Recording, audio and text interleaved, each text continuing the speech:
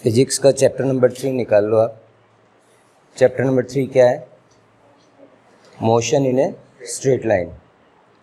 Okay, ये जो chapter है एक तरह से कंटिन्यूएशन है क्लास 9-10th में। न्यूटन का थोड़ा बहुत आपने पढ़ा होगा, न्यूटन लॉज और फोर्स पढ़ा होगा। ओके, एक्सीलरेशन भी पढ़ा होगा, वेलोसिटी भी पढ़ा होगा। सभी मोशन से रिलेटेड वर्ड हैं। अभी फिज़िक्स एक्चुअल साइंस में स्टार्ट होती है क्लास 11th में आपकी, और फिज़िक्स की कई ब्रांच होती है स्टडी की। तो जो ये ब्रांच है फिज़िक्स की, ये ब्रांच हम बोल सकते हैं motion is related with mechanics. Mechanics का अर्थ हो गया फोर्सेस से।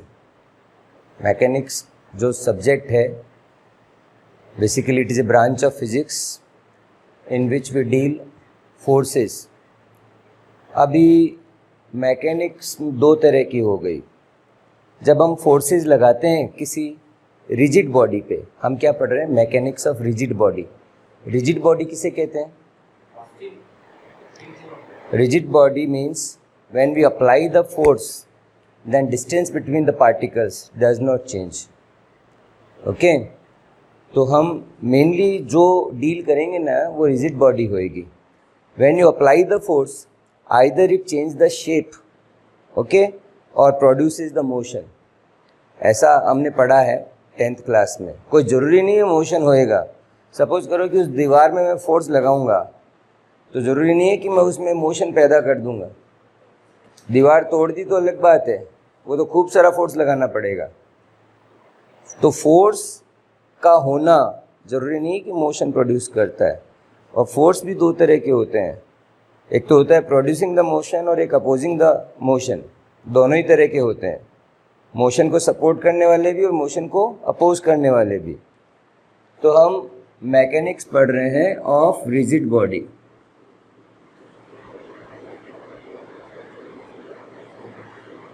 ओके, अगर हम किसकी ब्रांच है? फिजिक्स की, जो फोर्सेस से डील करती है। अगर हम इस मैकेनिक्स के दो पार्ट कर दें, एक हो गया स्टैटिक्स, है ना? स्टैटिक्स, स्टैटिक्स वर्ड से क्या समझते हो आप? एक वर्ड होता है डायनेमिक्स, दूसरा भी लिख देता हूं, अब थोड़ा शायद समझ पाए। One term is called static, one term is called dynamic. Dynamic means something changing, static means not changing. Statics में हम क्या करते हैं पता है? स्टडी करते हैं फोर्सेस का इन इक्विलिब्रियम। कोई बॉडी रेस्ट पे है, दैट डज नॉट मीन कि उस पर फोर्स नहीं है। फोर्स तो हो सकता है अभी भी, बॉडी एट रेस्ट। पर क्या है, आप रेस्ट मत बोलो। हम स्टैटिक्स में डिस्कस करते हैं इक्विलिब्रियम को, फोर्सेस को डिस्कस करते हैं अंडर इक्विलिब्रियम। तो हम बोल सकते हैं study of forces in equilibrium. Equilibrium का मतलब जानते हो क्या? नेट फोर्स जीरो है। इक्विलिब्रियम का मतलब है नेट फोर्स जीरो है। फोर्स जीरो नहीं है कि आप बोलो फोर्स ही नहीं है, नेट फोर्स जीरो है ना? अभी आपने अपनी टेबल पर ये बुक है ना? तो इस पर एक इसका मास होएगा तो वेट भी होएगा। वेट नीचे की ओर काम कर रही है, weight is acting towards down side, downwards काम कर रहा है, ठीक है? लेकिन ये फिर भी ऐसे ही है, कहीं नहीं जा रही और यहीं रहेगी अगर आप इसको नहीं छेड़ो तो। फोर्स तो है लेकिन ले जा नहीं पा रहा, तो फिर कैसे इक्विलिब्रियम में? ये टेबल का रिएक्शन फोर्स, टेबल का रिएक्शन फोर्स जो उसको बैलेंस करके रखा हुआ है। अब रिएक्शन फोर्स अगर आपको महसूस करना है तो देखो, मैंने इस वॉल को प्रेस किया तो मैंने इस पे फोर्स लगाया, तो वॉल भी मेरे पे फोर्स लगा रही है और वो यहाँ मसल्स पे आ रहा है। जब आप एक्सरसाइज करते हो ना, एक होती है स्टैटिक्स वाली एक्सरसाइज, जो चीज़ मूव नहीं करती ना उसको दबाते हो आप, उससे क्या होता है, मसल्स पे वर्क होता है और ये फूल जाती है। एक होता है फ्लेक्सिबल, लाइक जो चीज़ मूव करती है ना, तो नॉर्मली कोई बोलेगा इस तरह की एक्सरसाइज करना ज़्यादा अच्छा नहीं है, जो चीज़ मूव नहीं करती है। जैसे जॉगिंग करना अच्छा है, रनिंग करना अच्छा है ना, इससे मसल्स तो आपकी हो सकता है बिल्डअप हो जाए, लेकिन आपके हर्ट को, आपकी बॉडी को क्या करना पड़ रहा है, वर्क करना पड़ रहा है। समझ में आया? हाँ, फैट बर्न कर सकते हो आप चाहो तो थोड़ा बहुत, पर what I am saying is reaction force की बात बता रहा हूँ। रिएक्शन फोर्स क्या होता है, एक बार अपना एक कॉपी देना। अभी देखो ये कॉपी है, मैंने इसको होल्ड किया, करेक्ट, तो डेफिनेटली इस पर एक फोर्स लग रहा है नीचे की तरफ, acting downwards. W weight of the copy, weight of the book, M is the mass, G is the acceleration due to gravity, so you can say W is equal to mg। अब एक external force है जो मैं लगा रहा हूँ, जो oppose कर रहा है और मैं उसको महसूस भी कर रहा हूँ। जो फोर्स नीचे है ना, उसके अपोजिट फोर्स मैंने लगा रखा है इसको रोकने के लिए। मैं चाहूँ तो मैं इसको मोशन भी दे सकता हूँ। ऐसे केस में मुझे मेरा फोर्स, जितना फोर्स इसका ग्रेविटी का है ना, force due to gravity that is weight, उससे ज़्यादा देना पड़ेगा। अब मुझे क्या है, उसके अगेंस्ट काम करने के लिए क्या है, अभी तो कुछ नहीं, अभी तो उतना ही देना पड़ रहा है जितना W है उतना ही F है। अभी ऐसा है ना, तो F ज़्यादा है, W कम है। अभी नेट फोर्स कितना, अभी बताना नेट फोर्स कितना, अगर F इस पे मैं लगा रहा हूँ तो F माइनस W। अरे कितना हुआ, ये इधर जा रही है ना, तो F माइनस नेट फोर्स तो उतना ही हुआ ना, ओके। और अगर मान लो अभी F है तो F is equal to W। समझ में आई बात? तो मैं जस्ट आपको यही बता रहा हूँ कि ये क्या है, अभी जो मैं आपको इस बोल रहा था कि हम जो स्टडी कर रहे थे फोर्सेस का, वो इन इक्विलिब्रियम। तो इस ब्रांच में हम स्टैटिक्स में study of forces in equilibrium. अब बात आती है dynamics, study of forces in motion. Study of, या स्टडी ऑफ बॉडी लिख दूं तो ज़्यादा ठीक है, study of body in motion. ठीक है, थोड़ा सा समझा रहा हूं आपको चैप्टर स्टार्ट करने से पहले। क्लास 11th की फिजिक्स शुरू हो रही है ना, इसलिए मेनली क्लास 11th है ना, मैकेनिक्स से ज़्यादा रिलेटेड है। क्लास 12th में आप इलेक्ट्रिसिटी पढ़ोगे, मैग्नेटिज्म पढ़ोगे, मॉडर्न फिजिक्स पढ़ोगे, पर क्लास 11th मेनली इसी से ही रिलेटेड। अब देखो, study of body in motion, इसके दो पार्ट होते हैं। एक होता है काइनेमैटिक्स। क्या भैया, ढूंढिए आपकी बुक में फर्स्ट पेज पे कहीं लिखा हुआ है क्या? बस इसको समझाने के लिए ही बात कर रहा था मैं। हमारा टॉपिक ये, इतनी देर से जो मैं बात कर रहा था ना कि भैया हम कौन सा एरिया में जा रहे हैं, हम इस एरिया में जा रहे हैं। दूसरा होता है काइनेटिक्स।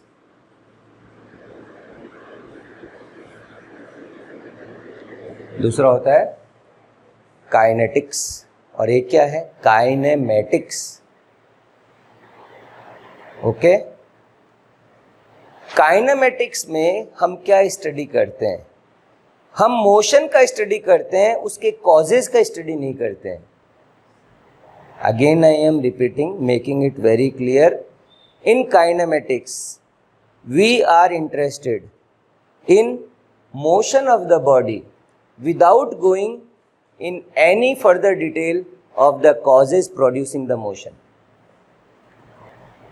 तो काइनेमैटिक्स जो है ना, उसके अंदर हम कॉजेज का स्टडी नहीं करते हैं, ओनली मोशन का स्टडी करते हैं। That means description of motion, explanation of motion नहीं। दो बात हो गई, one is the describing the motion and one is the explaining the motion. Explaining the motion means explaining the causes of motion, explaining the forces acting on the body.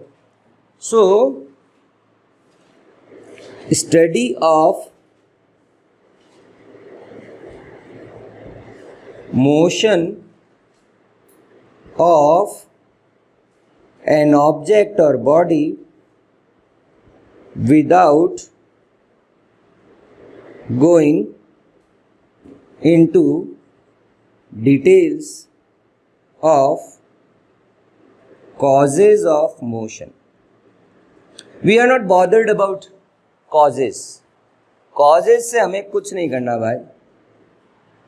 So, in simple terms, I will say description of motion. हम motion को describe करते हैं. Describe करते हैं, ये word ज़्यादा आप समझ पाओगे. डिस्क्राइब का मतलब एक्सप्लेन करते हैं. किसको? मोशन को एक्सप्लेन करते हैं. अभी मोशन को एक्सप्लेन करने के लिए कौन से टर्म्स यूज करते हो आप? पोजीशन. देखो, डिस्क्राइब करते हैं मोशन को. Position, displacement, velocity, acceleration. समझ में आया? यानी इस चैप्टर में यही मिलते रहेंगे आपको. बात बात पर हर क्वेश्चन में position of an object, displacement related with position, velocity something related with motion, and it is very much related with displacement, and acceleration very much related with velocity as well as displacement. आपस में connected term. ये सारी जो चीज़ें हैं वो describe करने के काम आ रही है. Describe, to describe motion. To describe motion we use certain terms. इसको हम समझेंगे तो हमारा क्या ऑब्जेक्टिव हो गया, यही समझना हो गया. ये हमारा एक्चुअली में कोई भी टॉपिक इससे रिलेटेड नहीं है. काइनेटिक्स नहीं है हमारा टॉपिक. इस चैप्टर में कहीं पे भी काइनेटिक्स नहीं आ रहा, लेकिन फिर भी मैं लिख तो दूं यहाँ पे. Study of causes producing the motion.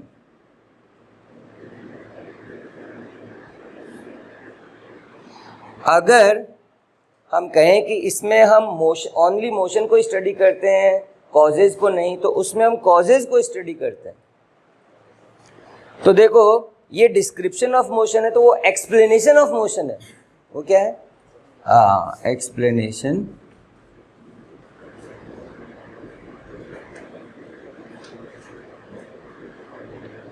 Of motion, that is kinetics. उसके अंदर अलग अलग टाइप के मोशन होते हैं ना, उस हिसाब से कभी हम फोर्स बोलते हैं, कभी हम टॉर्क बोलते हैं. इस तरह के टर्म्स ज़्यादा यूज़ करते हैं, है ना. फोर्स और जो टर्निंग फोर्स होता है उसको क्या बोलते हैं? Torque. That depends upon the motion, है ना. अगर मान लो एक पार्टिकल यहाँ से यहाँ जा रहा है ना, लीनियर मोशन, तो फोर्स, और रोटेट हो रहा है, टर्निंग हो रहा है, टॉर्क. टॉर्क आप जानते हैं ना, जो टर्निंग देता है. जैसे आप बाइक चलाते हैं तो आपने फोर्स लगाया, बाइक को टर्न किया. हाँ, तो ये टर्निंग फोर्स है. आपने उसको टर्न किया, ऐसे थोड़ी ना है कि उसको उठा के यहाँ रख दिया हैंडल को. वो टर्निंग फोर्स है.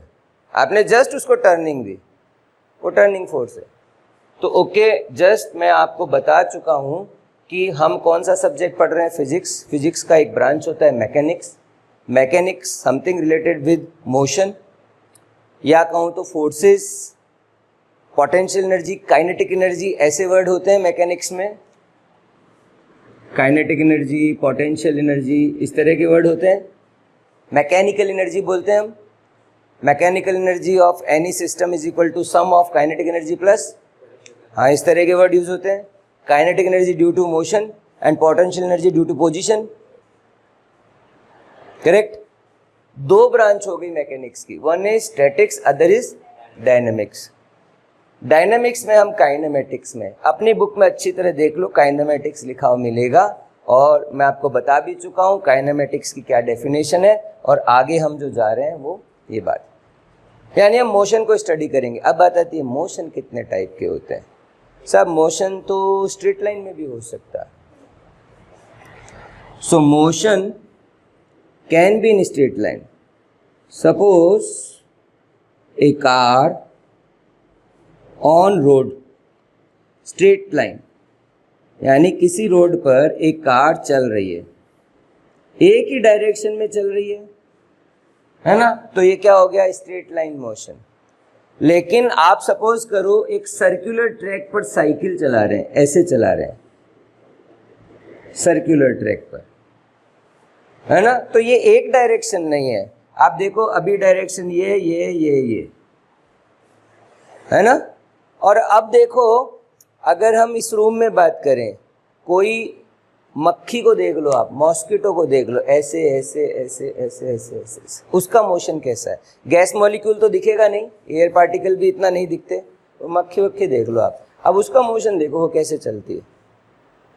नॉर्मली गैस एक आएगा जिसको हम बोलते हैं काइनेटिक थ्योरी ऑफ गैसेस, वहाँ ज़्यादा हम उसको डिस्कस करें। उसमें जो मोशन होता है ना 3D मोशन, तो 1D motion, 2D motion, 3D motion, 1 dimensional, 2 dimensional and 3 dimensional. अब किसी भी मोशन को डिस्क्राइब करने के लिए हमें क्या चाहिए, क्या चाहिए भाई आप बताओगे? ऑरिजिन चाहिए, ऑरिजिन। Something is 0 0। अपने घर से कार, मान लो अपने ट्रिप पे जा रहे हैं, आगरा जा रहे हैं, जयपुर जा रहे हैं, तो अपने घर से चलेंगे, अपने को ये देखना है कि हमारी जो जर्नी है वो कितना किलोमीटर होती है, वो हमारे इस ट्रिप मीटर पर आ जाए। तो जो हमारा कार का ट्रिप मीटर होता है ना, एक तो किलोमीटर वाला होता है, एक ट्रिप मीटर और होता है नीचे से, उसको हम 0 पर सेट कर दें, तो 0 पे, तो जहाँ आप खड़े हो ना वो 0 हो गया। अच्छा, आप ऐसे ऐसे जाओगे ना, वो डिस्प्लेसमेंट नहीं है, वो डिस्टेंस नापेगा।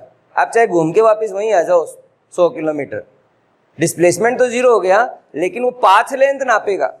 पाथ लेंथ हम बात करेंगे, पाथ लेंथ और डिस्प्लेसमेंट की। पर मैं ये कह रहा हूँ कहीं तो 0 मानना पड़ेगा ना। अब सपोज करो कि इस रूम में आप अलग अलग जगह बैठे हो, करेक्ट। अभी मैं इसको ग्राफ पेपर मान लूँ, जिस प्लेन पे अपने बैठे हैं ग्राफ पेपर मान लो, और मैं ऐसे इक्वल डिस्टेंस पे हॉरिजेंटल और वर्टिकल लाइन बना दूँ, और मुझे एक एक्सिस चाहिए कि 2 एक्सिस चाहिए? आप सबकी पोजीशन को डिस्क्राइब करने के लिए 2 एक्सिस चाहिए डेफिनेटली। एक तो अगर आप एक ही लाइन में बैठे हो ना, अगर सिंगल लाइन में बैठे हो, तो मुझे आपकी पोजीशन को डिस्क्राइब करने के लिए सिंगल लाइन काफ़ी है, सिंगल एक्सिस काफ़ी है। मुझे डिस्क्राइब ही तो करना है ना मेरे भाई। लेकिन बात यह है कि आप सिंगल लाइन पे तो बैठे नहीं हो, आप एक प्लेन पे बैठे हो, तो एक प्लेन पे पोजीशन को डिस्क्राइब करने के लिए मुझे क्या करना पड़ेगा? 2 एक्सिस लेनी पड़ेगी, और वो दोनों एक्सिस परपेंडिकुलर लेनी पड़ेगी। परपेंडिकुलर क्यों लेनी पड़ेगी? देखो, जब आप एक्स एक्सिस पे चल रहे हो तो आपका वाई कोऑर्डिनेट नहीं चेंज होता, और जब आप वाई कोऑर्डिनेट की तरफ चल रहे हो या पैरेलल टू वाई चल रहे हो, ओके, तो आपका एक्स कोऑर्डिनेट नहीं चेंज होता। इसका मतलब ये दोनों इंडिपेंडेंट डायरेक्शन है। इंडिपेंडेंट किसको बोलते हैं? चलो इन शॉर्ट में समझा देता हूँ। इंडिपेंडेंट, इस दुनिया में काफ़ी चीज़ें रिलेटेड है, अगर वो रिलेटेड है तो डिपेंडेंट है, और अगर वो रिलेटेड नहीं है तो इंडिपेंडेंट। अगर मान लीजिए मैं 2 चीज़ें लूँ, लेट अस से 2 variables, it can be any 2 variables, like displacement time. अभी हमारे लिए तो डिस्प्लेसमेंट टाइम ही होएगा, पर आप कोई से भी 2 वेरिएबल ले सकते हो। अब मान लीजिए कि मैं इसको बढ़ाता हूँ, 10 से 11 करता हूँ, और y 5 से 8। अब देखो और बढ़ाया, ये और बढ़ गया, समझ आया? इन अदर वर्ड्स में ये कह रहा हूं कि आपने x को बढ़ाया y बढ़ गया, x को घटाया y घट गया। 2 चीजें हैं, आपने x को चेंज किया, अरे x को चेंज किया, y में चेंज आ गया। हो सकता है कोइंसिडेंस हो, कोई जरूरी नहीं है x की वजह से y में चेंज आ गया हो, it is just a coincidence. ऐसा हो सकता है ना, पर हो सकता है रीजन भी हो, और स्टडी करनी पड़ेगी। दोबारा चेंज किया, दोबारा हिल गया, दोबारा चेंज किया, दोबारा हिल गया, है ना, फिर रोक लिया, अब नहीं हिल रहा, अब दोबारा चेंज किया, दोबारा हिल गया, अब तो समझ में आ गया। यही तो साइंस और क्या है। जब हम स्टडी करते हैं तो दो चीज़ें हैं, मान लो we change one particular variable and this is the cause and its effect is on another variable effect. So this is called independent variable and this is called dependent variable. है तो दोनों ही variable, but one thing depends on another. For example अगर मैं कहूँ more the rainfall more the yield, yield मतलब गेहूं की पैदावार, उपज, हम प्रोडक्शन नहीं बोलते उसको, उपज बोलते हैं, उपज। So more the rainfall more the yield, ऐसा देखने में आता है। मैंने ऐसा नहीं कहा कि अतिवृष्टि हो गई, बहुत ज़्यादा बारिश हो गई, बाढ़ आ गई, पर मानसून का जो रोल होता है, अच्छी बारिश होती है ना तो अच्छी पैदावार होती है, correct. Less the rainfall less the yield, यानी संबंध तो है।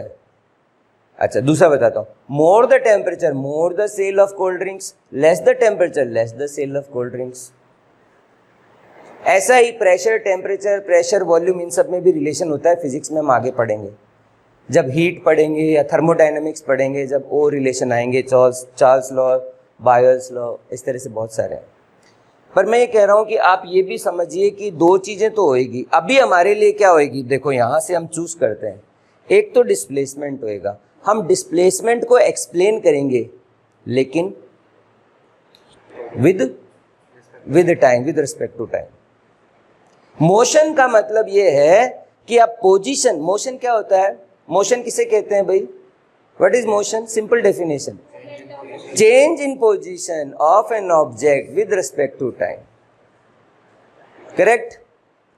विद रिस्पेक्ट टू टाइम मतलब टाइम भी। तो मैं यहां पर कह रहा हूं कि एक चीज टाइम होगी, एक चीज डिस्प्लेसमेंट होगी।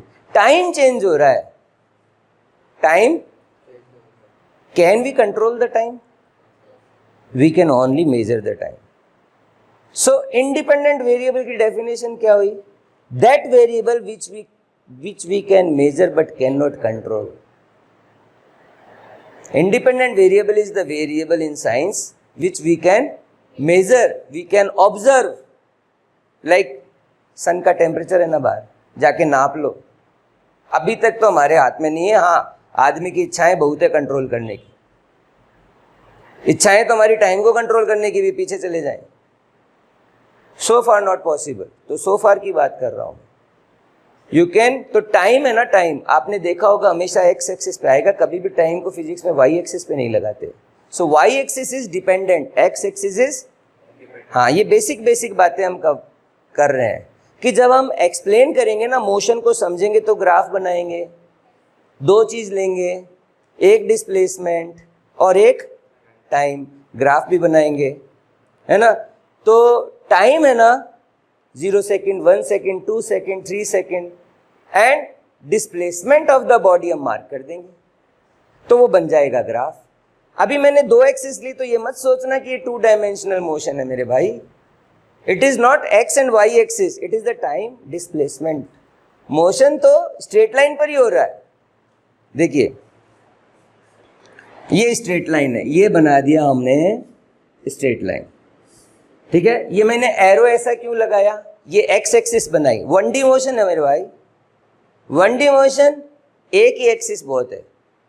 अभी मैं इधर जाता हूं ना या इधर आता हूं, तो आप बताओ, प्लस और माइनस तो कंसेप्ट है ना, एक तरफ प्लस बोल दो और एक तरफ माइनस बोल दो, फॉरवर्ड एंड बैकवर्ड डायरेक्शन जो भी आप बोलना चाहो तो, करेक्ट। तो हमने एक एक्सिस बना दी, अब इस पे कहीं जीरो लगाना पड़ेगा कि नहीं, जीरो भी लगा दिया, ये क्या हो गई एक्सिस, है ना। ये क्या हो गया, कोई बोलोगे ओरिजिन को क्या बोलते हैं, रेफरेंस पॉइंट, क्या बोलेंगे इसको, हम पोजीशन हमेशा इस पॉइंट, मतलब हम डिस्प्लेसमेंट बताएंगे ना तो इस पॉइंट के रेस्पेक्ट में बताएंगे, ठीक है। तो ये हो गया रेफरेंस पॉइंट, करेक्ट।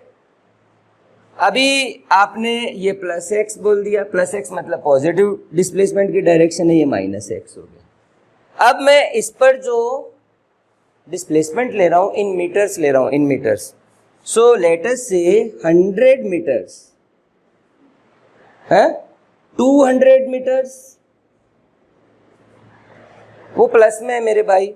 अगर इधर आया तो -100 मीटर, -200 मीटर, समझ आया। अब कोई पार्टिकल है, उसका मोशन हम देखेंगे। शुरू में कहाँ है, मान लीजिए यहाँ है, लेकिन अभी एक चीज की कमी है और वो है घड़ी की कमी। तो अगर हम एक क्लॉक और ले आए, 0 पर है वो, आप चाहो तो स्टॉप वॉच होगी तो एक ही नीडल होती है नॉर्मली, स्टॉप वॉच में घूमती रहती है, जो भी। खैर मैंने क्लॉक बोला आपको, क्या ले लिया आपने। अब आप क्लॉक को ऐसे दिखाओ, दिखाने का तरीका बता रहा हूँ। तो आपने एक क्लॉक ले ली जो आप टाइम t नापोगे, ये हो गया डिस्प्लेसमेंट।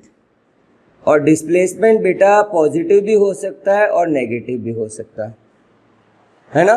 अब आपके पास यहाँ पर ये जो पूरा हुआ ना, क्या पूरा मतलब एक एक्सिस और एक घड़ी, है ना। इसको क्या बोलेंगे, फ्रेम। फ्रेम का मतलब जिस फ्रेम में हम डिस्क्राइब करते हैं मोशन को, फ्रेम ऑफ रेफरेंस। क्या बोलेंगे हम, फ्रेम ऑफ रेफरेंस, ठीक है ना। अब मैं ये कह रहा हूं कि t = 0 सेकेंड पर, यानी घड़ी स्टार्ट हुई, t 0 सेकेंड पर ये पार्टिकल यहां था, तो मैं यहां लिख देता हूं, ये लो t और दूसरा डिस्प्लेसमेंट s। ओके, टेबल बना रहा हूं, ये टेबल बना रहा हूं, उसी का ही तो ग्राफ बन जाता है मेरा भाई। टेबुलर प्रेजेंटेशन एंड ग्राफिकल, इसमें 2 है, इसी 2 को हम ग्राफ पे लगा देते हैं, t को x पे और s को। लेकिन पार्टिकल तो ऐसे ही चल रहा है ना, घड़ी अपने हाथ में, घड़ी साथ में फिट कर दो, किसके, कार के। 0 पे लगा के छोड़ दो, कार के साथ साथ चलेगी घड़ी, उसी पे दिख जाएगा, पोजीशन भी दिख जाएगी, घड़ी भी दिख जाएगी, दोनों चीज। तो अब एक बात बताना, तो आपके कार के मीटर, ये मान लो यहाँ कार ही है। अब देखो ये कार है, बोले ये क्या बना दिया, पॉइंट सा। तो एक कंसेप्ट और बता देता हूँ। In real life situation, physics में हमको पॉइंट ऑब्जेक्ट की तरह ही ट्रीट करते हैं।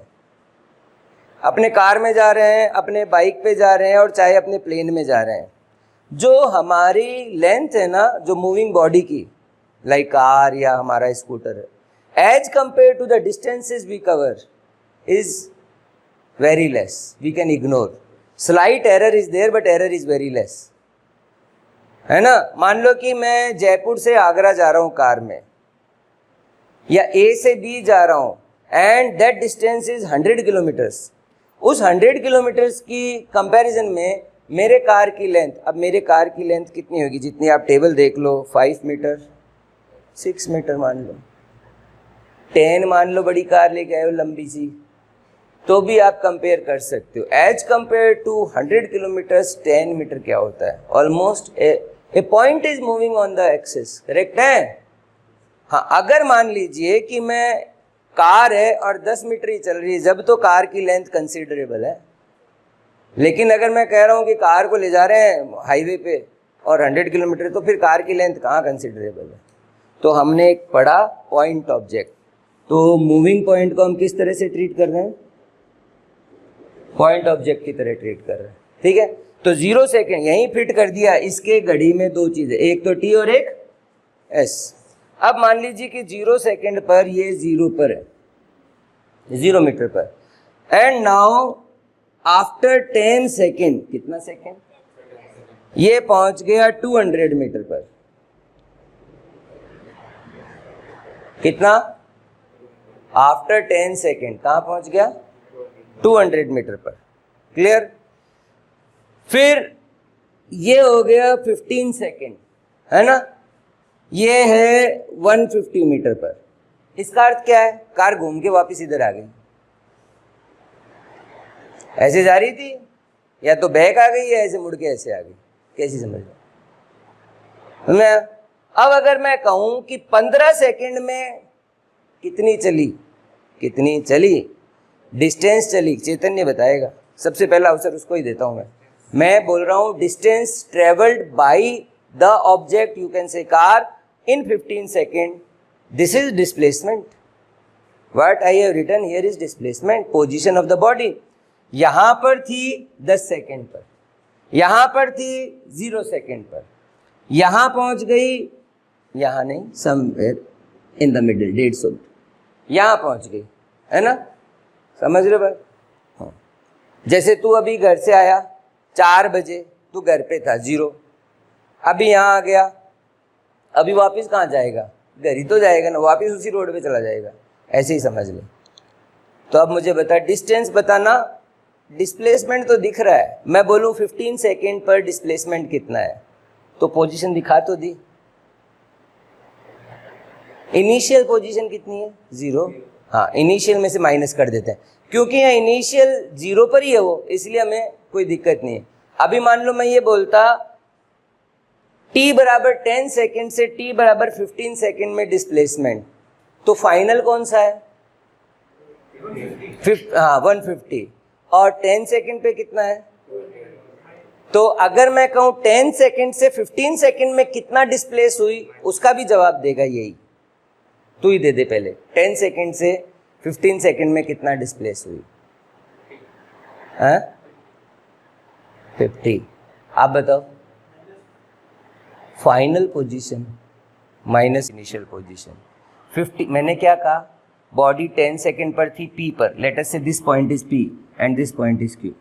ये कब थी बेटा, 10 सेकेंड पर, और ये कब थी यहाँ, ये देख लो, ये 200, और ये कितनी है, 150। दिखा दिया ना मैंने यहाँ पे, है ना, ये इधर गई 10 सेकेंड पे, वो वहाँ थी 15 सेकेंड पर, वो वापस घूम के यहाँ आ गई।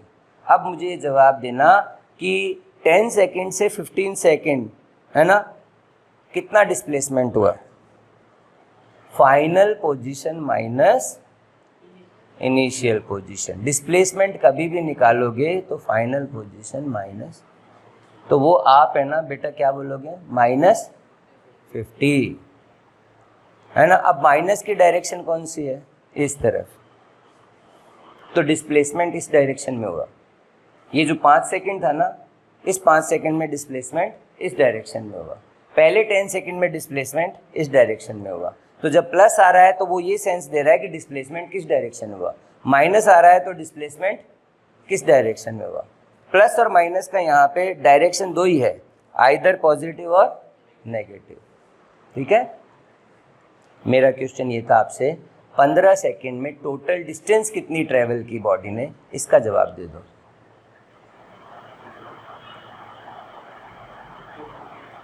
हाँ। 200 मीटर तो ये ऐसे गई और 50 मीटर ऐसे आई, तो कितना हुआ, इन 15 second, in 15 second displacement is 150, distance is, हाँ अब फर्क समझ में आ गया। Distance is path length, distance is clear, distance आपका पाथ लेंथ हो गया, और डिस्प्लेसमेंट, हाँ भाई डिस्प्लेसमेंट का मतलब final position minus initial position, okay. मतलब आप पोजीशन को माइनस कर दीजिए, फाइनल पोजीशन, लेट अस से x2, अगर हम x बोल रहे हैं तो x2 माइनस इनिशियल पोजीशन, यानी displacement does not depends upon the path, it depends only the initial position and, इधर देखना ये पेन है ना, पेन दिख रहा है, इस पोजीशन पे आप बोल सकते हो इस ग्राउंड से इतनी हाइट पर है।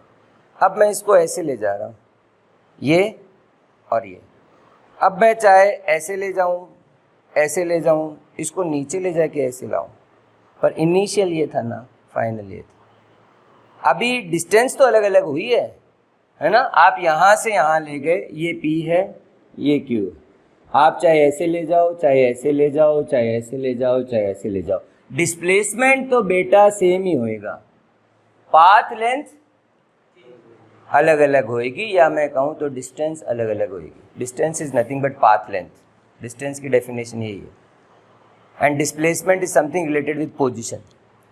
So displacement is the shortest path length, you can से. Displacement is the end shortest is a straight line. आप इसको जोड़ दो, है ना. In other words, you can say distance is always greater than or equal to magnitude of the displacement. Magnitude of displacement मतलब numerical value, उससे बराबर या ज़्यादा ही होएगी. ओके, चलो ये सब माइन्यूट बातें हैं और ये आपने थोड़ा सा डिस्क्रिप्शन देखा. अब मैं ये कह रहा हूँ कि ये जो चीज़ है ना बेटा, इसी को ही हम ग्राफिकली दिखा देते हैं, है ना. ये एक तरफ t किधर लेंगे, s किधर लेंगे, t इधर लेंगे, s इधर लेंगे. क्लियर है. तो वो 1D मोशन ही, लेकिन आप इसको ऐसे दिखा रहे हो.